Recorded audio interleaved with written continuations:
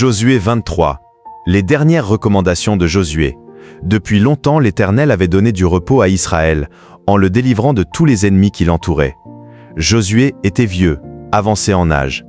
Alors Josué convoqua tout Israël, ses anciens, ses chefs, ses juges et ses officiers. Il leur dit, « Je suis vieux, je suis avancé en âge. Vous avez vu tout ce que l'Éternel, votre Dieu, a fait à toutes ces nations devant vous, car c'est l'Éternel, votre Dieu, qui a combattu pour vous. Voyez, je vous ai donné en héritage par le sort selon vos tribus, ces nations qui sont restées, à partir du Jourdain, et toutes les nations que j'ai exterminées, jusqu'à la grande mer vers le soleil couchant. L'Éternel, votre Dieu, les repoussera devant vous et les chassera devant vous, et vous posséderez leur pays, comme l'Éternel, votre Dieu, vous l'a dit. Appliquez-vous avec force à observer et à mettre en pratique tout ce qui est écrit dans le livre de la loi de Moïse, sans vous en détourner ni à droite ni à gauche. Ne vous mêlez point avec ces nations qui sont restées parmi vous, ne prononcez point le nom de leur Dieu, et ne l'employez point en jurant, ne les servez point, et ne vous prosternez point devant eux.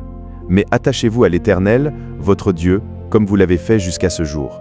L'Éternel a chassé devant vous des nations grandes et puissantes, et personne, jusqu'à ce jour, n'a pu vous résister. Un seul d'entre vous en poursuivait 1000, car l'Éternel, votre Dieu, combattait pour vous, comme il vous l'a dit. Veillez donc attentivement sur vos âmes, afin d'aimer l'Éternel, votre Dieu. Si vous vous détournez et que vous vous attachiez au reste de ces nations qui sont demeurées parmi vous, si vous vous unissez avec elles par des mariages, et si vous formez ensemble des relations, soyez certains que l'Éternel, votre Dieu, ne continuera pas à chasser ces nations devant vous, mais elles seront pour vous un filet et un piège, un fouet dans vos côtés et des épines dans vos yeux, jusqu'à ce que vous ayez péri de dessus ce bon pays que l'Éternel, votre Dieu, vous a donné.